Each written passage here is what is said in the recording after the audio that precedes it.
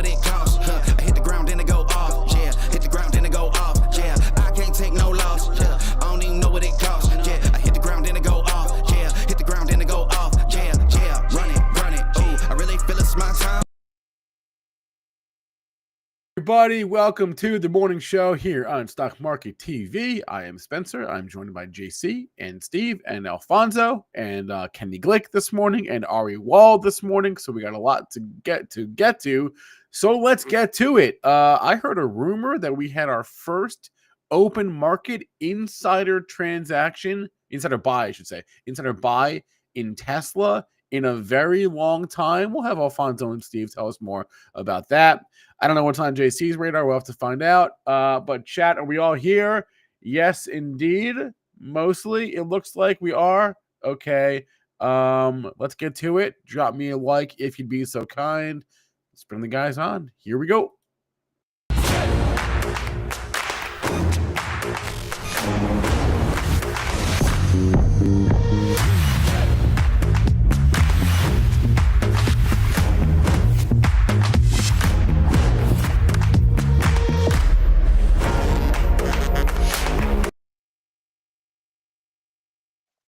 All right, we're back. We're here. Hey, everybody. I like how it cut off there. See how it cut off there? We're okay. We're good. JC, Yes. welcome back. We missed you yesterday. Oh, it's good to be back. It's good to be back. Dude, I got Perlman making me run 10 miles a week now. Have you heard this? Have you heard this bullshit? I got to tell you, I had a nice long chat with Philip Perlman this morning, and I am feeling motivated. Happy to hear that. He tends to have that influence. I'm actually having dinner with Philip Perlman this evening. What are you guys going to eat? I feel like a lot of carbohydrates, a lot of bread, a lot of fried stuff, a lot of omega-3s and whatnot. Who else are you eating with? You're gonna eat. The list of people you're eating with keeps getting longer and longer and longer. I don't want to dox anybody. All right, we're kind of a big deal. I'm not going to tell anybody where we're going. We're gonna have a nice little dinner. No big deal. Phil's going to be there. There'll be some other cats involved. A lot of dinners for him lately, Spencer. A lot of dinners. Yeah, you think so? I feel like I've been slacking on my dinner game. I'll say I'm really excited for tonight. I am going to see the South Florida Symphony Orchestra live on Little Palm Island. Speaking of doxing yourself. Wow. Okay. Wow. Well, if you're looking for Strazza, you can find him at the Symphony, at the Florida Man Symphony. I'm really looking forward to it. We've seen them before when they come down. They're usually like at the college, but they're going to be like set up on a stage out there in the sand. See, here's the difference for you guys paying attention. Ready? So Strazza is going to a lovely symphony on the beach. Tomorrow, I will be going to the Paw Patrol concert with legends as Chase, Marshall, Rubble. Yeah. Who knows? Maybe Rocky might be there. Zumba. I don't know. We'll see. See, your dates are a little bit different than mine, but you're doing the right thing. It's important to go on dates with your girlfriend, your wife, your kids. Go to the Paw Patrol. This is definitely not a date. The Mayor Humdinger will be there as well. It's a date. So, you're doing a thing. You're doing a thing. A nice thing tomorrow night. Paw Patrol. Shout out to the Paw Patrol. It's nice to do nice things, with your friends and family every now and then. Yeah, I think so. You know what a nice thing would be to go through the market and see what's happening in the market. I think that would be a nice thing to do. You can do that. If you insist. I don't know.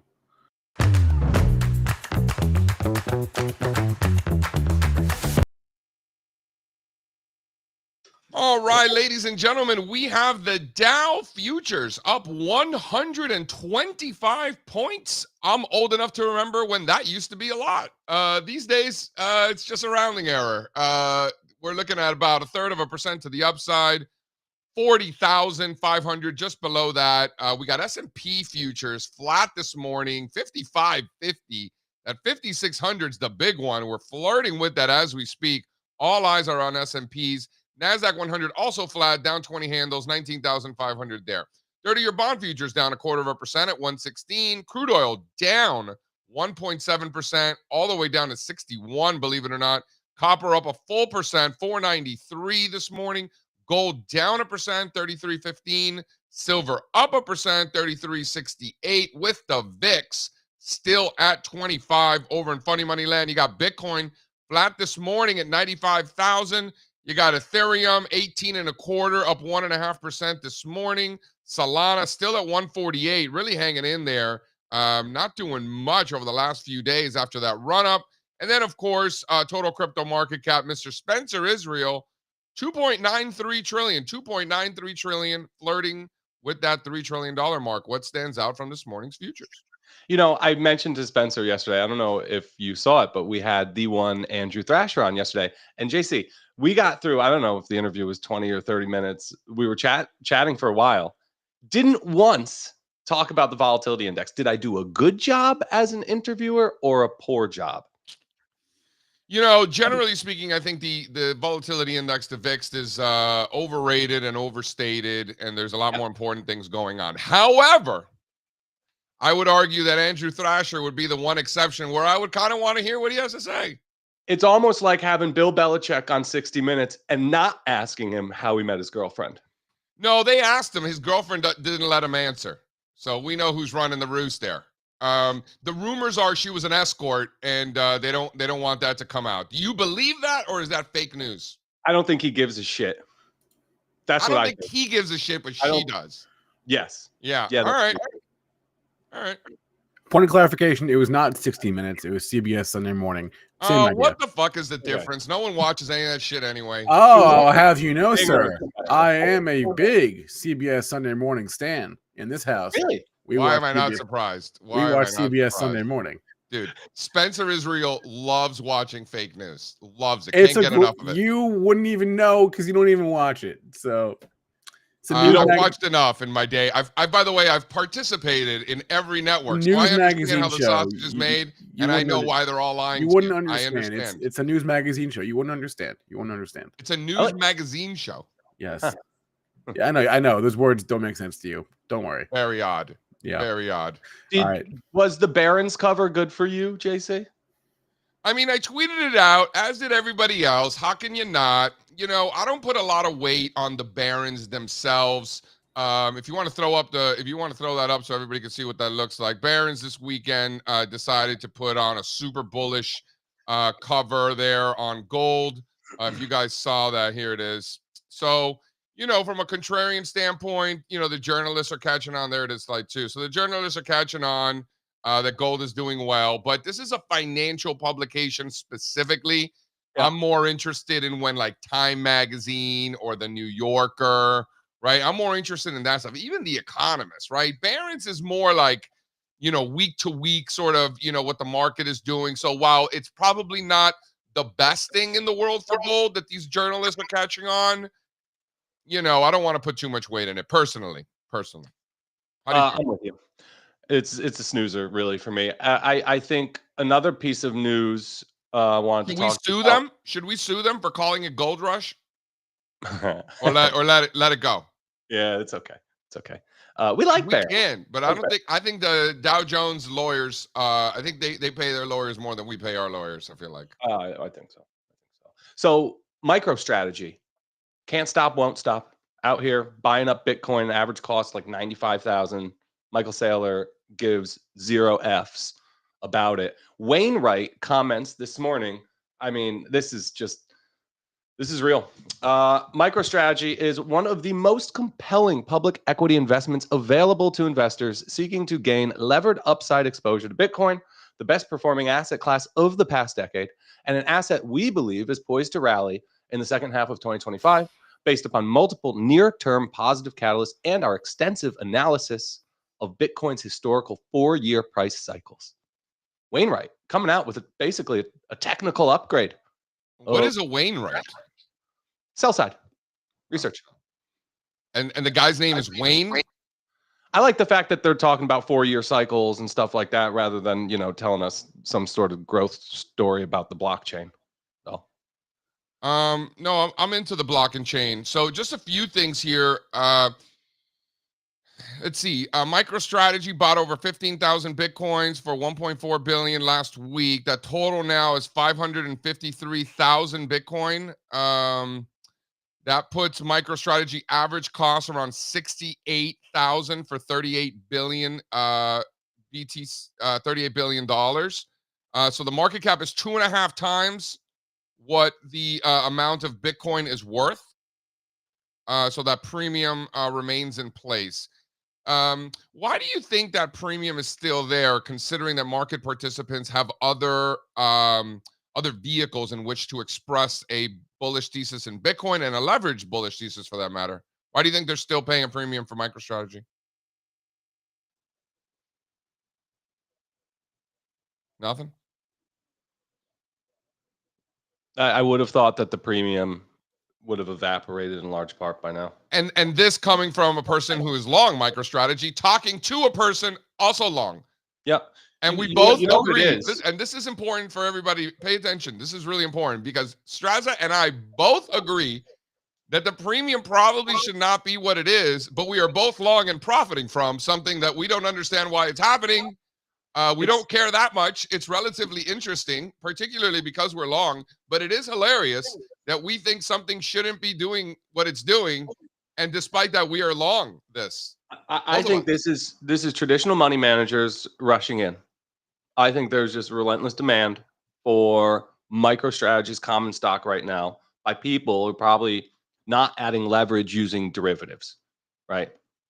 So I think RIAs are just loving this issue so much right now. Imagine the Peter beta. says we're paying for the strategy. Peter says we're paying for the strategy. No, you're paying for the juice. You're paying for the juice, right? And it's common stock, as opposed to having to go and buy calls or do something funky, right? Which I think with a lot of accounts, that's a much better option. I don't know how it works. I don't have an RIA, but like, are they like, they're not messing around in derivatives markets for the clients for the most part, right? Buying common stock. They can, but yeah, you're not wrong. You're not wrong. And certainly long only fund managers that really control the majority of the assets in the market, you know, are restricted very much so and have to be in the common stock. This is a great way to put some juice into a portfolio. Yeah. No, you're not wrong. That's right. I mean, that's what you did. Not that you need any more juice, but you're certainly using this vehicle by the time. Now, let me ask you this. So I'm in the derivatives market of MicroStrategy. I don't own the common. You, my friend, I would assume you don't own the common either. You're in the leveraged ETF. So I have that right. Yeah, and I'm in some MSTR calls also. An MSTR call. So MSTR is double leveraged MicroStrategy? No, I'm in MicroStrategy calls, and then I'm in MSTR. Sorry. MicroStrategy calls is the long levered vehicle that I'm in. Got it. So you have a nice diversified portfolio of leveraged long MicroStrategy and call options on MicroStrategy. Do I have that right? That's right. All right. And I'll do you one more. I'm also in the Con L and the MRAL. Right so now. explain to me the Con L. That is a new one to me. Somebody, an avid observer of markets. I don't know what the Con L is. Coin double long. Of course it is. I mean, dude, look, the TSLL looks really spicy too. Can we get back? Can we get? I want to get before Kenny gets in here. I want to get into the Latin America, but the Tesla. You know, there was an insider purchase, which we never see. It was $1 million. You know, is that really that much? Probably not. Number one. Number two, the reason that I wanted to bring this up while we're talking about MicroStrategy is because it seems like they've been trading closely together lately. Is it just me because I'm long both, or have they actually been dancing together? MicroStrategy and Tesla? Yeah. Yeah, kind of. Seems like they've been trading together lately. I don't know. Maybe it's because I look up the quotes at the same time because I got them both, and maybe it's just in my head, or is there actually something there? Growth stocks, you know? I think they're both trading like growth stocks. You like that scoop and score there in the old Tesla? I do. Spencer, do you want to tell us about this Piker purchase? Tell me what's going on. I'm positive though, Rachel, RIAs are all in on MicroStrategy. They love it. They're doing it. All of them. They're all doing it. The RIAs can get into a lot of IBIT for the most part, and I don't want to just put all RIAs in a bucket, but the majority of assets from RIAs are going to be in the IBIT, not the MicroStrategy. That's number one. Number two. It's in MicroStrategy. Hold on. I'm telling you. Stop. Let me finish. I know From an RIA standpoint, which is not that much money, they're buying the IBIT. The mutual funds, on the other hand, which is a lot of money, they're buying the MicroStrategy. That's what's going on. Spencer? I mean, do you want me to agree with that? I don't know. No. I would like you to tell me the details of the Piker purchase. Fonz, you have it. There we go. I mean, Piker Steve, purchase. It That's wasn't a not Piker right. purchase? $1 million. Not nothing. But no, Alfonso, that's what Alfonso said this morning in the Hot Corner. If you read the email, first open market insider buy since 2020, April 28. No, that's today. Since when? Since 2020, right? That's what the email said. That's remarkable. So obviously there have been many insider buys in Tesla since then, but they were all part of planned purchases, right? So this was an unplanned open market purchase. I think that's notable. I think what's even more notable is that this is the co-founder of Airbnb. Yeah, that's right. Joe. Like now we're talking. Like that gets my mojo rising. You know, Mojo Run. I know. I was singing the same song. I know. Yeah, great. That's really good. And Enphase, that's more of a Piker purchase, but it still stands out because this stock's just been so beat up. Whenever you see the president, CEO. So then how do we feel about this rotation into growth? Technology best performer for the month of April, which is hilarious because I was told that technology stocks were driving this bear market lower. They are. Also, they were. I can't deny that. All right. Well, best performer for the month of April.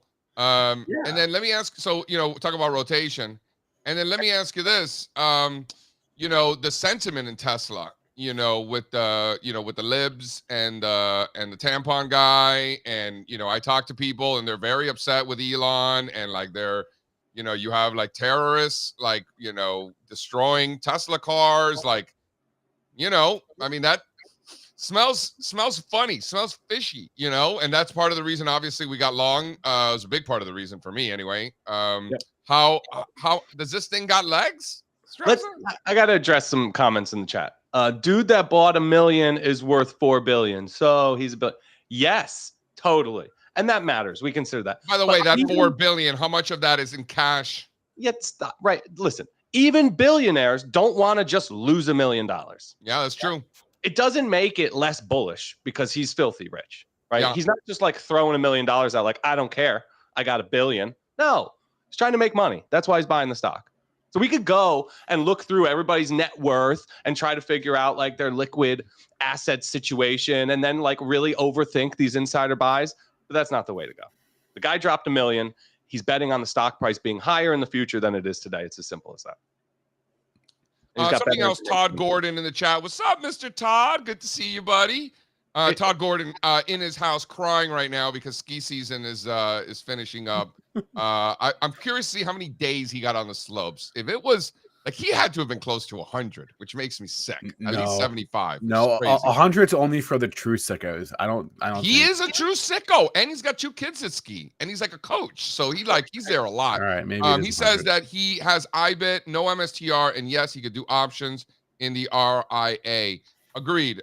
You could do options for sure. Now, the point I was making, are the majority of assets in those RIAs in options? The answer is no. The majority of assets in those RIAs, are they in individual stocks? The answer is no. In mutual funds, however, they are in individual stocks. They are not in those ETFs, and they are certainly not in the options market. So while Todd makes the great point that he has the liberty to do all of these things, it does certainly does not represent the majority of the assets in RIAs, which is just a fraction of the assets run by mutual funds that are really moving those markets, and they're in the common stock. Yeah. And that's all I got to say about that. Okay, Latin America, Strazza, please. Throw up the table. We got a really pretty table. I'm writing about this morning. It's just, I'm all about international these days, JC. I know. That's it. Yeah. It's just all I want to talk about. I think the relative trends are a bit extended here. Like the broad diversified international indexes made new 52-week highs relative to the S&P 500. They literally been, that relative trend has been moving in a straight line in favor of ex-US international stocks all year, 4 months now. So I like a little give back, a little cool off in that relative trend, I think makes sense, especially with so many big key levels in play for Europe and so many bearish momentum divergences, by the way. But anyway, I digress. I think over longer time frames, you still want a international overweight in your portfolio. And if you look through the countries that are performing the best, we have this list here sorted by 1 month relative, right? And I got to tell you, it's not risk off. It's not defensive when Mexico and Brazil small caps are at the top of the leaderboard. No, and a lot of this is being driven by the foreign exchange, as you're well aware. Polish zloty hitting new multi-year highs. You got the Philippine peso making new 6-month highs. You got action from the Mexican peso hitting new 6-month highs as well. Yeah. Which peso is your favorite peso? My favorite peso of all of them in terms of like getting long right here, or just in general, like for market observations? Just your favorite peso. Like just like of all time, my favorite peso? Yeah, what's your favorite peso? Honestly, it's the yen. The yen is my favorite of all of the pesos from around the world. It's the yen. You know, whenever I'm in Japan, I have such a smile on my face. Like I can't take the smile off my face. I'm so obsessed with Japan. I love it so much. And then I just like giggle to myself like a little schoolgirl that like the yen in my pocket is losing value like with every minute that it's in there. Yeah. Yeah. Mine Yeah. would probably have to be dong. Jay-Z once rapped about the Japanese yen. You know, in one of the songs, I forget which song. Was it H to the Izzo? I don't know. He said in the song he says, "And I spend Japan yen." No, what song was that? H to the Izzo? No idea. Maybe brush your shoulders off. I don't know. I don't know. He brushed his yen off. Maybe he was brushing his yen off. That's right. So what is your favorite peso? I'm a long dong guy. Actually, we were talking about with Thrasher yesterday. I showed him my dong. That's good. Mm-hmm. Yeah. When you show another man your dong, you know, especially living in Key West, people are going to start to wonder about you. He has to see it. So yeah. All right. Well, as long as he asks nicely. Mm-hmm. You don't ask about my favorite peso. Yeah, what's your favorite peso, Spencer? Peso fresco, probably. I don't get it. Is that a soda? Oh no, that's queso. My bad. Also, in case people aren't paying attention, shout out Malaysian ringgit, also hitting new 6-month highs today. I got some ringgit here too. You got ringgits? I got some ringgit. Yeah. Yep. I got ringgit somewhere too. I got the Philippine peso too. Shout out Kuala Lumpur. Mm-hmm. Great town. Do you have a lot of dong in your household? I have, dude. Like I'm staring at like 800 million dong. 800 million dong. What is that? About 50 cents? Yeah, something like that. All right. Big bills. All right, nice. Big bills over here. Big dongs. So we got action this morning. Oil getting hammered. Down 2% today. Equities pretty much flat this morning. The dollar got slammed yesterday. Not much action this morning in the dollar index itself, but you got some action elsewhere. What's really interesting, gold down 0.75% with silver up 1.25%. That's interesting too. Bonds flat, equities flat. What about Kenny Glick? We got Kenny Glick in the house today? We have him. He's not here yet. He's arriving momentarily. Look at the flags in the cryptos. Yeah. Like, I mean, it doesn't get much tighter. We're tight on multiple time frames. Yeah. With something like Bitcoin, right? Like it's in a coil and then it's in a little tighter coil within the coil. This thing's just going to pop and explode any day. Look at the total crypto market cap. I think that one chart basically tells the story of exactly what you're saying right now. Right? Total crypto market cap. I'm looking. You zoom in on the daily there. Oh, it's just really good. It's really good. So are we going to finally get this breakout crypto versus stocks? Oh, look at those. Haven't charts. we already done that? I mean, you're basically there. You're coiling in the same way that Bitcoin's coiling.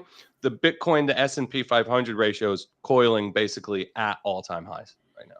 Here, Spencer, if you want to show that there, slide 2. This is the total crypto market cap, just under 3 trillion. So this includes like 1.8 of that So almost 2/3 of this entire thing is Bitcoin. And just look at that consolidation, just tight flag. I mean, exactly what Strazza was just describing in a lot of cryptos. While you are seeing it on an individual case-by-case basis in individual tokens, in aggregate, you're also seeing it in the total, right? This total crypto market cap pushing 3 trillion. You know, one of the only things Bitcoin has not been outperforming is gold. All right, Scott Besson speaking right now. He said, we'll speak to 17 trade partners over the next few weeks. Want long-term tariff revenue and deals. Good chance we'll see income tax relief in a tax bill. Over time, we'll see that Chinese tariffs are not sustainable for China. He refused to confirm if Trump had spoken to Xi. Aperture of uncertainty will be narrowing. Trump has met with domestic and foreign auto producers, wants to give automakers a pass to create jobs. And they held substantial talks with Japan. Besant stated that Asian trading partners have been the most proactive in trade negotiations, highlighting substantial progress made by Vice President J.D. Vance. What a superstar he is lately, right? Heard all the stuff about J.D.'s just making friends with everybody all over the world. Is he? Like, is that a thing? JD and Indian Prime Minister Modi are homies. Diplomacy, JC, is what you call that. I don't know anything about that stuff. Likewise. Hymns. Dude, hymns up 35% this morning. You see this? I guess in hindsight, in hindsight, this seems rather obvious after the fact, right? But they announced a long-term collaboration with Novo Nordisk, where they're basically gonna sell Novo's drug on their platform. I think that's smart for a Novo. ton of, like I said, in hindsight, makes a ton of sense. Can I make Spencer, we talk about this on here because there's always like a press release, there's always news because these guys are always doing something.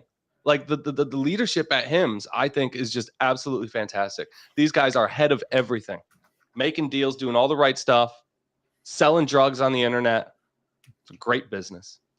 You know, I have a confession to make. So we got long the common on the HIMS on that retest of former resistance, right? Hard retest. I'm sorry? Hard retest. Hard retest. So I figured, you know, good time to accumulate, but I didn't buy the calls because I was waiting for a breakout above 30, waiting for the turn to get in the calls, and I never got the calls. Happens. So it's like one of those things where, like, I'm not upset that the stock we got is up 30% overnight. Like, I'm not upset about it, but it's like, man, we were this close to having the calls and we didn't have the calls. So, you know, that's real life, guys. If you're paying attention, that's real life right there, baby. That's another thing that happens. Life in the fast lane. That's what they call it. Life in the fast lane. Another thing that happens to me a lot. By the way, this is a good point. People are like, oh, JC, you missed that trade. I'm like, bro, I miss a trade every fucking day of my life. And here's just another example of a trade that I was long or am long and missed at the same time. Sometimes when I am scaling in to like a position, like a long calls position, I'll buy half at first. And the best ones work right away. So it happens to me pretty often where I have a half position on something, it takes off right out the gates, right? And I never get a full position. So some of my best winners, just by definition, because I scale and I can't get the other half, some of my best winners end up being half position sizes. And it's frustrating. But chasing it is not the answer. Chasing is not. All right. Listen, you win some and you lose some, and sometimes you lose even if you're winning. I mean, that's what can you do? Never a dull moment, right there, Mr. Spencer. No, I mean, it's not like you missed the trade missed you. That's how I would think about it, right? All right. Yeah, I don't think it works that way. I think I fucked that one up pretty bad. All right, let's bring in the legend that is Mr. Ari Wald. Sure, he's in the house. Bring him out. Jay, we've been friends for a long time. Make the call. I mean, this is pretty professional, guys. Nice show you got going here. Mr. Ari Wald, how are you, sir? I'm very well, JC. Good to see you. Hear your voice. Always a pleasure, sir. Yeah, man. Guys, volatile times in the market. Is it though with the VIX at 25? Is it so volatile? I mean, I'd assume historically VIX 25s are a relatively high level. That's Child's generally play, VIX Ari. 25 Ari, you and in I. a bull market would be your your bottom, Sir, your market you and bottom. I, we've seen volatility. We've seen serious volatility. This is child's play, Ari. Come on. It's so funny you bring that up. Like even a couple weeks ago, VIX 50, VIX 60. I mean, we've seen this before. I mean, everyone I talked to was like freaking out, like oh, this is uncharted. I'm like, it's like every couple of years we get episodes like this. Yeah. Like, I know I felt a little bit unfazed. Listen, it's volatility. I think it persists, and there's some technical damage here, but I don't know. I think this bout of volatility looks like prior bouts of volatility, and Ari, do you feel like some guilty? repetition Like, here.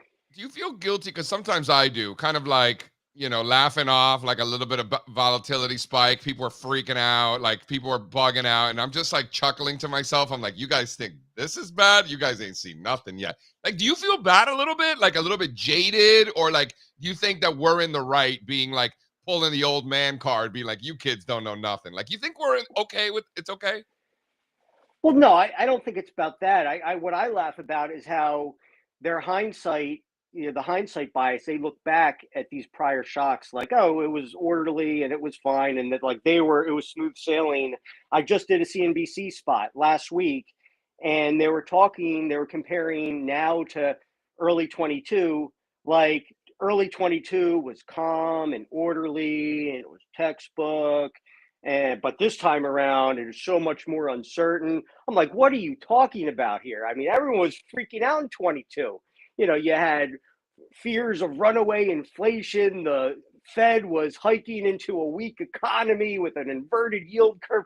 Earnings were in free fall. I mean, you trust me, you were freaking out. I was everyone's freaking out. I mean, listen, We were volatility buying stocks in 22. stirs that. Yeah, but Ari, let me remind you, again, sir. We're seeing it again. Let me remind you, sir, what happened in 22. Everything that happened in 22, let's not forget that going into 23, Wall Street sell side was at consensus that the S&P 500 was going to fall in 23, something that we hadn't seen this millennium.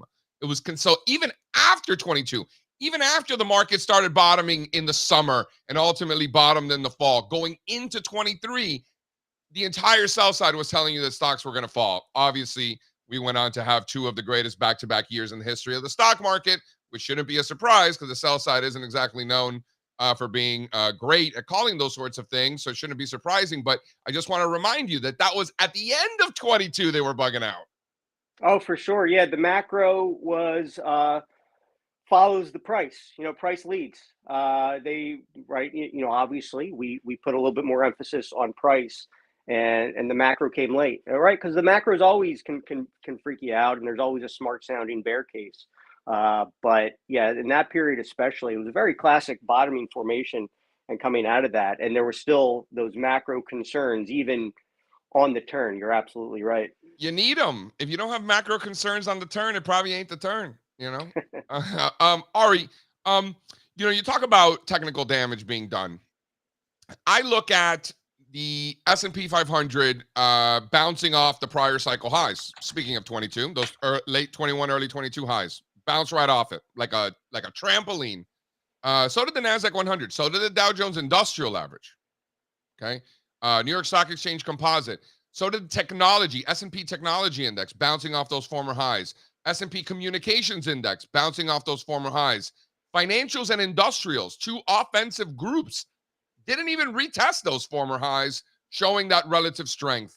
When you talk about technical damage, to me, none of those qualify as technical damage, particularly staying above the prior cycle highs, is how I see it. I'm curious to hear your thoughts on that. Yeah, I know exactly what you're talking about. Prior resistance becoming support, all those prior breakouts were held. And I think it's important to define time horizon here. And I think where we are aligned here is that the secular bull market is still intact here. This has been just a fractional retracement of the prior bull market, and those larger breakouts above the 21 peaks are still intact. And for all these reasons, we still think the secular bull is alive and well. I think it's still a U.S. large cap, growth-driven secular bull. Seeing through what we expect to be additional volatility in 2025, I think that should remain a driver of the long-term advance for a variety of other reasons, arguing against conditions in 2000 or even '08 and even the late 60s as well. I think the steadiness is underappreciated. It's, I guess what I was referring to is, listen, the uptrend since the 22 low, after following those strong two back-to-back above average years, we did break the trend line. We did fall below the 200-day average. At the low point, over 80% of the Russell 3000 was trading below the 200-day average. So there was, from that more kind of cyclical perspective, I would argue that there's some technical damage, especially as we kind of move back to the upside, just getting into what I would call breakdown levels. So it's now trying to define what just happened there. From how we define these down cycles, that was not a bear market low in April. So was this just a big correction? And now are we just going to see a continuation of the cycle since 22, go make new highs? Or is there another kind of leg lower, and do we need a little bit more time, which is an aspect to the bear cycles that we look at, and maybe can there be additional volatility lurking ahead in 2025? So that's what we're dealing with. I don't have a definitive view one way or the other. I mean, for us here, we're not wildly bullish or bearish. It's really kind of keen on selection. It's identifying what's working. If we are going to move out to new highs, I'm keen on, the areas showing relative strength are likely going to drive that. Conversely, if I'm worried about a second leg lower, the weak often get weaker when the macro turns. It's the areas that were more damaged I'd be worried about dragging the market lower. So that's how I see things. I don't think there's very conclusive evidence one way or the other here, as we're trying to, we've had the very nice sharp rebound off the April kind of washout level, but I'd argue that there's still some technical resistance ahead. Ari, I don't know if it's, how I came up in the business. I started in the business in the summer of '03, literally as that cyclical bull market was just getting going. The first 4 or 5 years of my career went straight up, basically roughly, especially when you don't know what you're doing. It seemed like it was going straight up. So I was really excited for my first bear market at the end of '07 going into '08. Really, really excited about it. It was a great financial crisis. So, financials were a leader for the majority of that cyclical bull run prior to the great financial crisis. Then certainly, one of the groups that dragged the entire market down. So, maybe it was early in my career, I got a front row seat to the importance of financials as a sector for the overall market. And maybe there's something to do with that. But the way I learned it, Ari, is that we don't have bull markets without financials. And when I see European financials, right, the European financials ETF, right, particularly making all-time highs, and all these European banks doing well, and Indian banks making new all-time highs, and U.S. financials showing relative strength, like that just doesn't seem bearish to me. Am I just biased because of how I came up in this business, or do you think there's something to that? Well, no, there's obviously in '08, and we've argued that credit conditions overall much stronger now than they were then. Even after a 20% drop, I'd argue credit conditions are not as fragile as they were even into the top in '07. So yeah, I don't think this is a 2008, 2.0. And obviously financials are the key difference between now and then, holding up much better. And I guess, you're going off the assumption that banks are, the key leading indicator, and they are a key cyclical area. But, listen, you could point to semiconductors, that were more damaged on the way down. So I don't know if it's a full weight of the evidence in terms of measuring all the cyclical and defensive industries. I don't know if it's full risk on. I mean, if you look at the S&P high beta index, that was a pretty devastating breakdown there. To your point, I think what that is capturing, the strength in financials, and what we advocate for is the momentum factor. Obviously, I always come on, I say I'm a momentum investor, that we overlay technical analysis on top of our process, and it's kind of keen on what's working, what's not working. And really through the upcycle and down, financials are rank highest in terms of our momentum scores. Prior 6-9 risk-adjusted returns in terms of the sector that has the most stocks with a high momentum weighting. We've shown studies, the factor typically does well either late in a bull cycle or even early in a bear cycle as well. And so that's what our emphasis is on. And that's where I think you want to be allocated in the market, right? Because if a lot of financials have worked their way into that momentum factor, have they not? which ones? Financials have worked their way into that these days, if you notice, Oh, right? they've been there. I mean, they've been Yeah. later since the start of the 22 upcycle there. So they've maintained their established momentum. I'd say a lot of cap goes beyond banks, capital markets. Now you're seeing even insurance stocks is kind of more of a low vol, attractive low vol area, maybe a chicken cyclical that could keep up with the market on the upside. And yeah, you're seeing some really nice action there. Financial services right now, 25% of the momentum factor. JP Morgan, largest weighting there at 5%.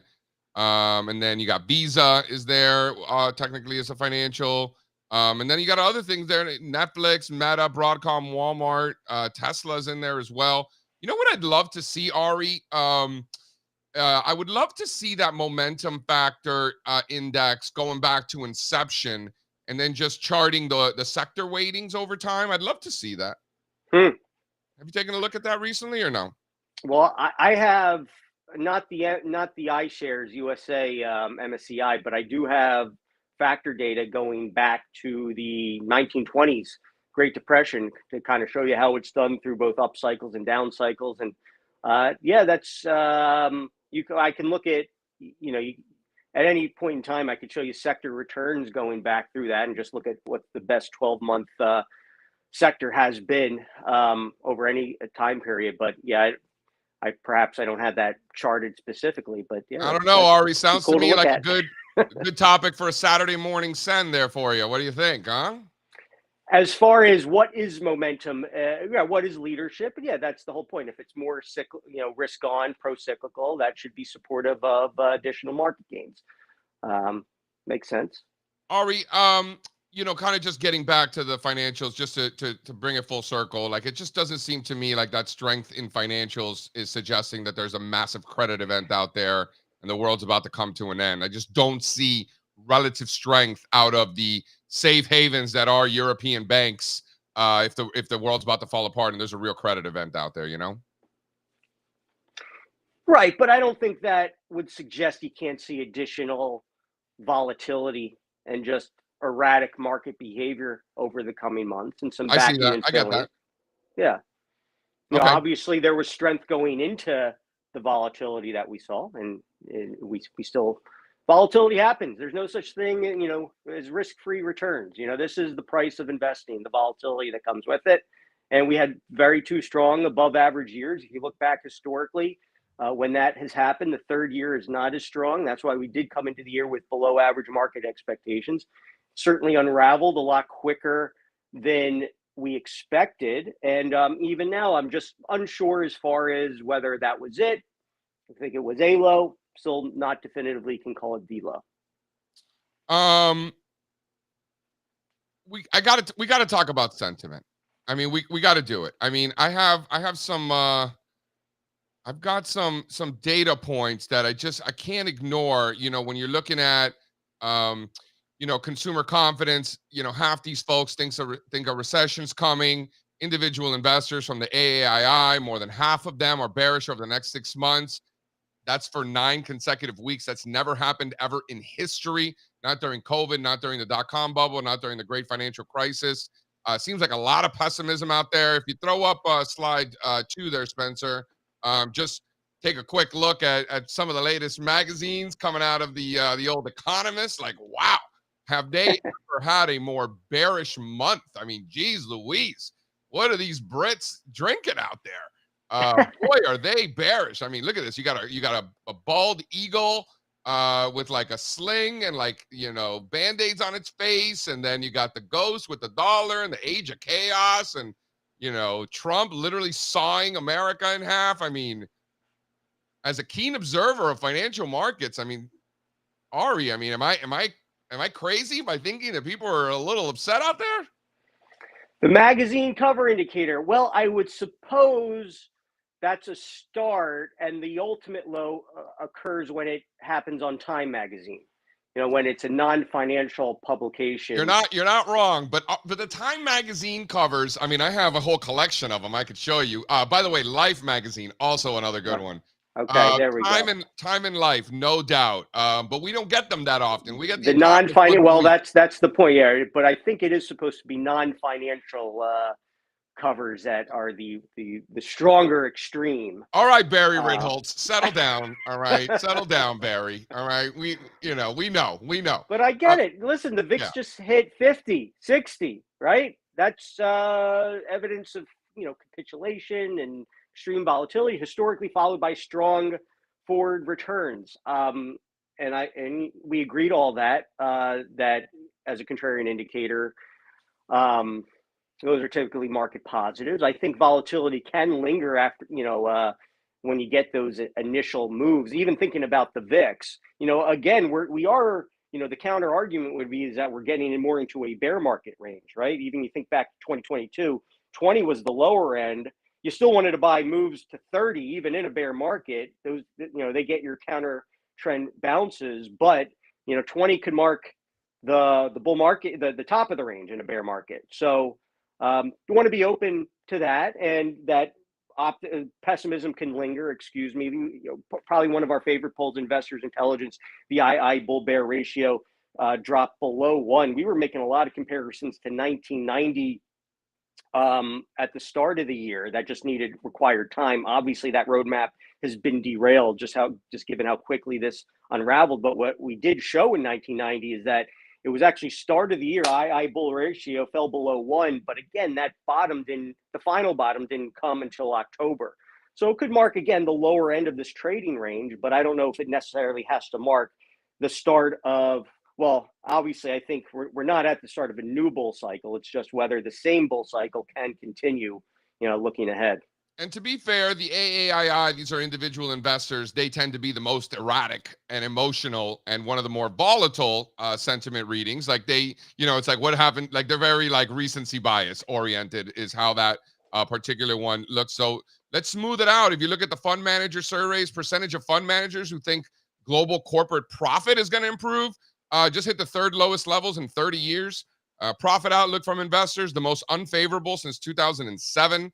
Recession expectations, fourth highest level in the past 20 years. Global growth expectations hitting 30-year lows. Fifth lowest investor sentiment on record by global fund managers. Lowest reading, so record lows from fund managers in terms of whether they expect to cut equities. So in other words, the most fund managers on record looking to cut their U.S. equities exposure. So we look at the magazine covers, we look at individual investors. The truth of the matter is we like to aggregate sentiment in general. It's not something that's easy to do. It's very, very difficult. I think we do a good job, but again, it's supplement to price. Price is the only thing that pays us at the end of the day. But we think positioning matters, and I'm just not seeing the market so positioned for a monster move higher. I'm seeing the opposite, Ari. Yeah, I'd be curious just what when a lot of those surveys were done. It's probably capturing the fact that the market was down 20% over an 8-week period there. And yeah, there's always anecdotal evidence out there. For us as being intertwined in momentum as we are, we can't help but note that the factor was hard hit initially off the market top from February to early March in particular. And anecdotally, it just seemed every well-known value investor were putting out reports showing the unraveling of momentum. They're all obviously inherently anti-momentum, and sure enough, that marked the bottom in the factor. The factor has outperformed on a market neutral basis since early March, just about when everybody was sharing these reports with me, about the end of Mo, and the factors has done well since then. So yeah, no, it's always there's always anecdotal evidence out there. What we like to do is, there's 4 surveys we track: Investors Intelligence, Consensus, Market Vein. AAII is one of them as well. AAII probably even our least favorite of those. And what about Investor Intelligence? You get that one too?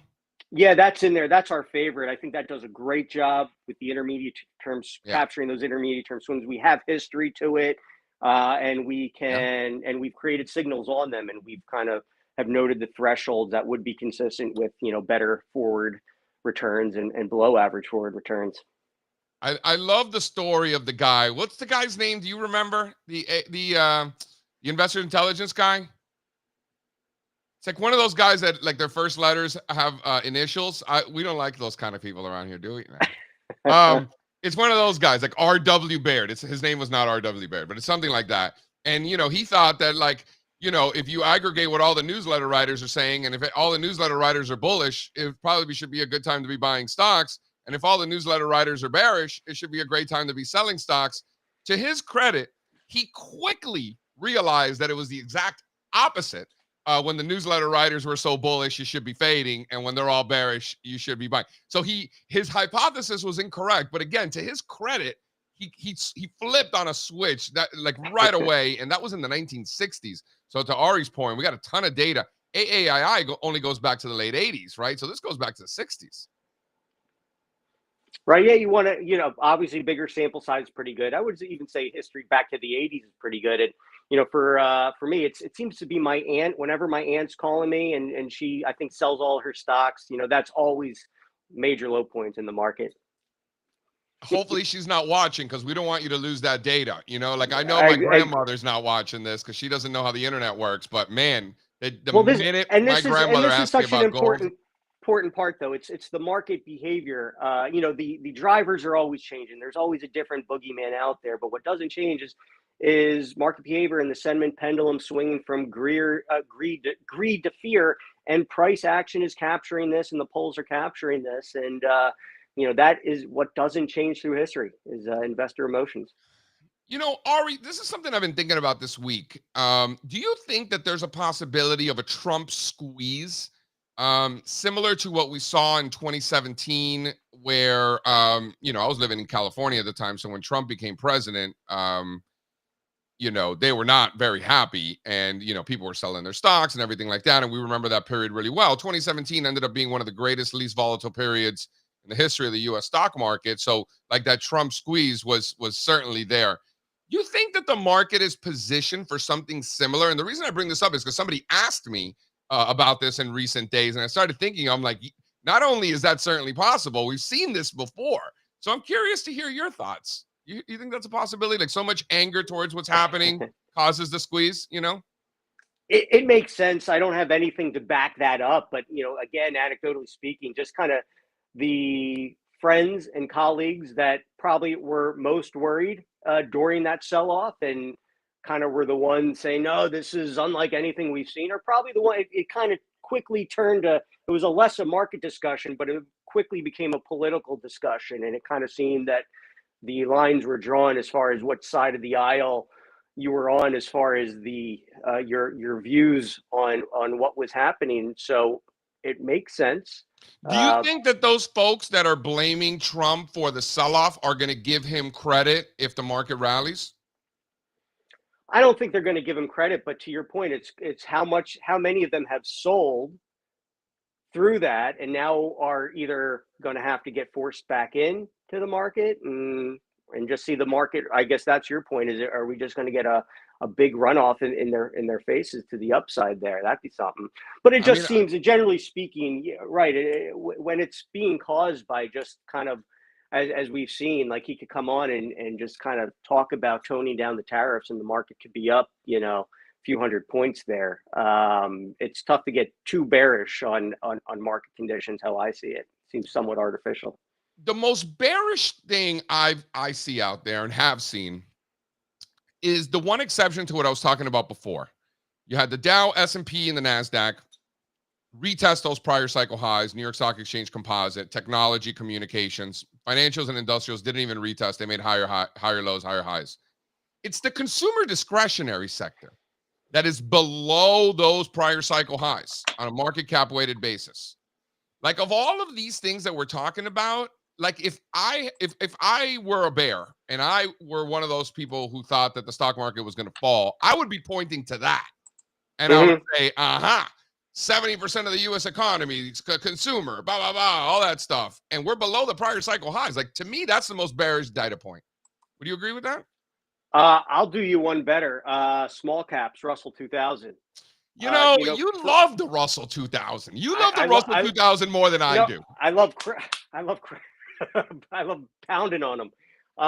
We've been large over small, and rightfully so. Again, as we talk about the bifurcation in the market, we continue to argue it's really not driven by any of these outsized gains in large caps or large cap growth, where returns haven't been anywhere close to the late 1990s.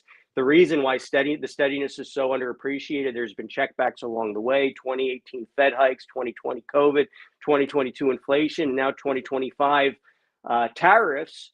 And again, that we think it's kind of created a longer term runway because we've had these checkbacks. Instead, the bifurcation being caused by what's not working in the market, Russell 2000 in particular, which at that low point in April, if you were to pull a chart back, that was more or less the same level as its peak in 2018. That's almost 7 years of near zero progress in the small cap benchmark Russell 2000. To us, that is the outlier. So as I always think about, looking at market narrow breadth, what worries me is not what's working, what's not working. Small caps aren't working. So if I wanted to paint a bearish picture, I'd be looking at that small cap Russell 2000, which even in itself is now just kind of back to the lower end of the range that it's been in. It's oversold. And if that could get going, that would be really a case for a market to even to surprise higher over the coming years. No, I think Ari makes a great point here. And if you throw up slide 2, and we'll let Ari run. Ari, you've been so generous with your time. I appreciate you, my man. This last chart, Ari loves the Russell 2000. And I'm not saying he loves it from the long side. You like to bring it up as part of your analysis, more so than me. Like for me, I lean towards like, these are the smallest, least relevant companies on the planet. These things don't matter to a certain extent, right? I'm market breadth there. And you look at this as like Dow theory, like the replacement for the transports. Like it represents market breadth for sure. I mean, this is what as the cycles have unfolded, it's when the strength in the cap weighted benchmark marks are masking this weakness. The investors are going to sell the riskier small caps first. So this is, I think a terrific barometer of market risk taking. Oh, I know you think that. I know. I'm fully aware, and I appreciate like how. Listen, I don't disagree with what you're saying, but you definitely weight it more than I do. I would say, I'm agreeing with everything you're saying, but you give it a higher weighting. That's probably you weight the banks more. You probably weight the banks. I probably weight the banks a little bit more than I do. Yeah. I'm probably weighting small caps a little bit more. All right. And funny, it's actually in small caps very heavy weighting to regional banks there. So it's the discrepancy there. Probably small cap biotech being a big driver. I was going to say the quality of the biotech sector. But to your point, Ari, and this was a great point. I'll let you run. Those former highs in 2018, right? The 2018 highs, the pre-COVID highs, that was support in 22, 23. We bounced from there and then retested those levels. I think this secular bull market is intact if those are above those levels, in the same way that we talked about the NASDAQ, the S&P, the Dow bouncing off those levels. If the small caps are going to go, it's now or never. Can we agree with that? This is an important level there. Yeah, I always say the case for convergence is the case for catch up. If they could just join U.S. large caps, as Europe now has joined, breaking through its own year 2000 high. Yeah. If small caps can get going, that is the driver of why this could just be the middle innings of the secular bull market. Best sector from now to the end of the year, Ari. Give it to me. Oh, wow. I've been making more factor bets here. It's tough based on time horizon. I think near term, unsure we're out of the woods. I like financials and some of the lower volatility financials near term that coming months, but I think tech ultimately wins out looking out into 2026 and beyond, and large cap growth, broadly speaking. All right. Ladies and gentlemen, Mr. Ari Wald, the legend that is managing director at Oppenheimer. Take care. Adios, my man. Big Eagles fan also, Mr. Ari Wald. So congratulations there on the Super Bowl victory. Ari Wald, I always say he's the man, and he proves it every time, doesn't he? I think he comes out once a month, and I look forward to them each time because I think I love hearing what he has to say. I think it's great. I have no notes.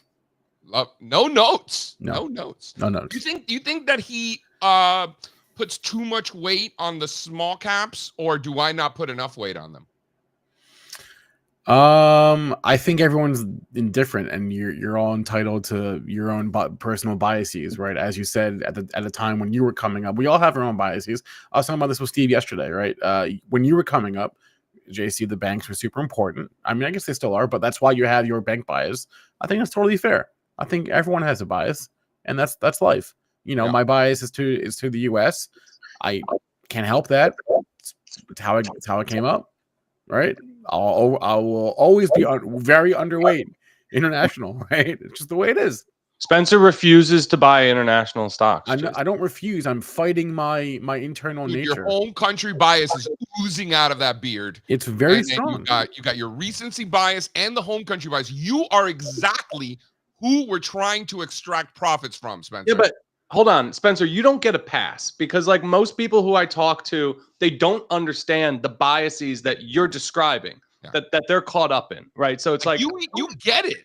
Like you understand and you just refuse to act right. I don't understand. Why can't you act right, Spencer? Dude, if I had a nickel for every time someone else I feel like I'm your wife. Like, come on, Spencer, do better. Yeah. If I had a nickel. I don't know. All right, what's the deal here? We have Patrick backstage. I wasn't sure about that. We can bring Pat on for a few, and then we can get out of here. Patrick for a few. I'm gonna go to happy hour, Patrick, later. And to fix this problem, we're just going to basically, Spencer, we're going to bring you a new international ETF opportunity each week, and we're going to pound the table on stuff like EWZ and right now the EU, and we're gonna ask you over and over and over again, Spencer, are you getting some skin in the game? I will be sure you'll be the first person I tell when I get some skin on the game. We're going to get him to buy the BRZU. Isn't that leveraged? No, I don't want to do that. All right, Patrick, are you here? What's going on?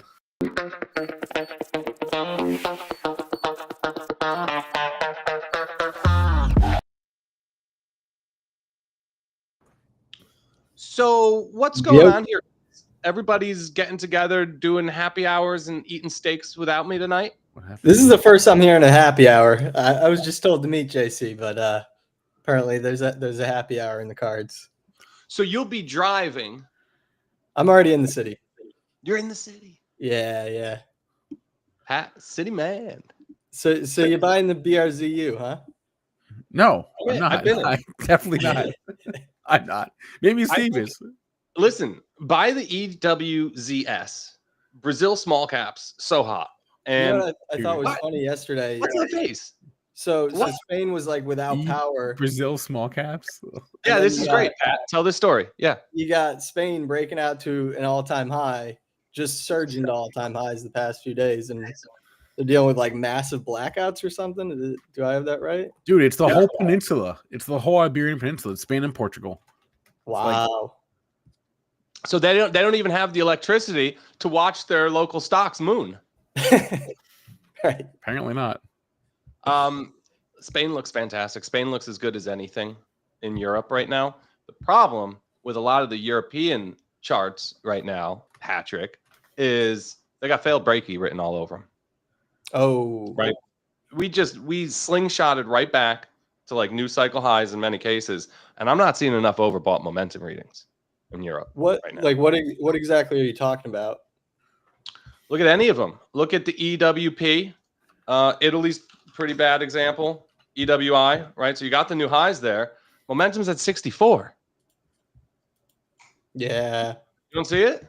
Yeah, I see what you mean. EWI. But that's the case like across Europe. Like it's Germany too. IFA looks similar as it's trying to get back to new highs. So I think just a breather here makes sense for totally. the market. But hey, man, it has been a V in Germany. You know, you got to bounce back. Do you respect the V? I do respect the V. Yeah, the deep V. Yeah, beware of the deep V. You know, Thrasher was on yesterday, and he took us back to the chart summit, April 2020, where Matt and JC and all of our friends, our smartest friends, got together in the heart of the pandemic, and we did, I think it was a two-day special virtual conference.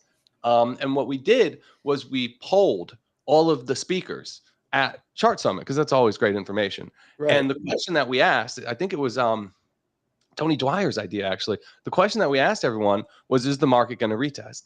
And I'm telling you, dude, there were like 2 people who said no. I remember There were that. literally like 2 people. And I'm talking about, this was happened like at the pandemic lows. We were like a week out when we did Chart Summit. So we got a little bounce or whatever. And we polled everybody. And everybody was like 100% retest. So Thrasher brought that up yesterday. And he said about how like that period, that bottom really sticks with him. He remembers it, right? So he respects the V. And I think that's the biggest question that anybody should be asking right now. Is this a V? And with every passing day that we're not breaking the VWAP from the pivot lows and looking like we're headed for a retest, I think it's more and more odds favor a V. Yeah, I mean, the decline was certainly, you got one side of the V. It was certainly a very fast, sharp decline. Like, whereas 2020 was kind of this like bleed down, and COVID was kind of the sharp one. This was more like COVID, not like it was exactly like it, but it was more like that one. So maybe we do get a similar recovery from that one. And a lot of international markets are already V'ing. Yeah. Already V'd. All right, you long hymns? You know what? I saw that move today. I'm not long hymns, but I should be, I guess so. Right? Right back at it. They just can't kill this one. Yeah, that thing has been a beast. And a few of those kind of more speculative names, like Hood and Palantir, kind of coming back to life a little bit these last few days. I mean, Hood looks great. Yeah. Hood and Palantir, they look just like each other. Yeah. And then, of course, we got all these earnings coming up, right? Dude, we got huge. Microsoft, Meta, Apple, Amazon. This is the week, man. I think those are your catalysts for a nice little bounce. It might even be counter trend in nature at this point, but like tech relative with the Mag 7s out here reporting after a lot of these stocks just got killed. Yeah. To me, when I said their fundamentals are fine. Huge week for Mag 7 last week. So if it can continue that momentum, that's a very good sign. I think look for tech to lead this bounce. I think that just makes a lot of sense. Yeah. I don't know. All right, Spaces. Everybody, we're going to do Spaces at 11 o'clock Eastern time here in just an hour and 20 minutes. Yes, sir. Come by, join us. Turnaround Tuesday edition. Tuesday. It can't always be turnaround Tuesday. Well, I agree with you, Spencer. Because technical Tuesdays just sounds boring. Well, it's more like turnaround April. I don't know what you would call this. Shout out ESG. Some of these monthly candles are going to look pretty interesting if these gains hold. Yeah. Yeah, I was just looking at GE's monthly candle. I mean, that thing's. Oh, you're peaking. Yeah, peaking. I'm peaking. We got one more day. It's fair. GE, just incredible. Shout out Connecticut. Yeah, up 600% from the COVID lows.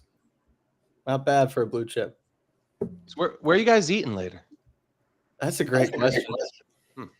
Are you going, Spencer? I wasn't invited, Pat. So I know. Well, lucky you, Pat. Maybe this is a bad conversation. You never know. I don't know. All right. What's the deal? We got Spaces at 11, as Steve said. We have Jeff Mackey going live with me. That'll be at 1. And then Kenny Glick going live on the channel 4 o'clock today, right at the close. That'll be fun. That's what we got. That's the plan. So with that being said, thank you everyone for watching this morning. Thank you to Ari. Thank you to Patrick. Thank you to the chat. As always, we appreciate you. JC says, my computer just died. Huh. So I don't know. I mean, I know what that means, but I don't know if he means like it actually died or if it just like the battery died or if like it actually went completely. I don't know. We'll find out tomorrow. JC, plug it in. Yeah, apparently his computer died. I don't know what to tell you. Yeah, plug it in or turn it off, turn it back on. I don't know. Figure it out, man. Try unplugging it. Yeah, unplugging and plug it back in. I don't know what to tell you. Thanks for watching, everyone. Drop us a like. Thank you, and we will see you tomorrow.